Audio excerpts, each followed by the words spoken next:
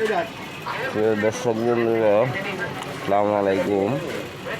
দুঃখজনক এক ঘটনা গতকালকে আমাদের পূর্ব মিরপুর শিয়ালবাড়ি দোকানে মুফিজ ভাইয়ের দোকান, যে মুসরার দোকান, এই দোকানে চুরি করছে। এখান দিয়া তালা ভাঙ্গি, দরজা ভাঙ্গি, ক্যাশে টাকা ছিল 14-15 হাজার টাকা, সবগুলো টাকা নিয়ে গেছে।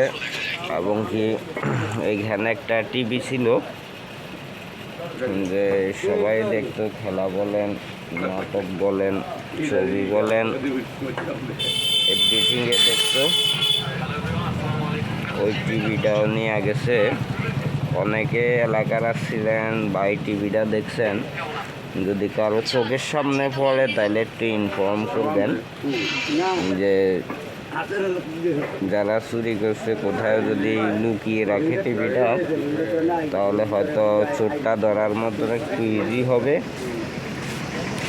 যে যেখান থেকে পারেন আমাদের একটা সচেতনতা হতে হবে। আজকে আমার, কালকে আপনার, পশু আরেকজনের এইভাবে দেখা গেছে। এই টাইমটুকু হইতেছে ধীরে ধীরে, যেন সবাই মিলে আমরা যদি এগিয়ে চলি, তাহলে আর দেখা গেছে চোরে আর এই সুযোগটুকু পাবে না আর কি। যেহেতু টিভিটা অনেকেরই পরিচিত, সবাই আসলে দেখা গেছে দেখতেন। যদি আপনাদের চোখের সামনে পড়ে থাকে তাহলে ইনফর্ম করবেন, যে ওনাদেরকে জানাইবেন। আর যে দোকানের মালিক, ওনার ছেলে আছে আর কি, আপাতত দোকানে একটা দোকান দাঁড় করাইতে, মালামাল তুলতে একটা কিস্তির উপরে পায় দোকান চলে। কিন্তু এইভাবে যদি চোরের হাত লাগে তাহলে তো আর দেখা গেছে দুঃখের কোনো সীমা থাকে না।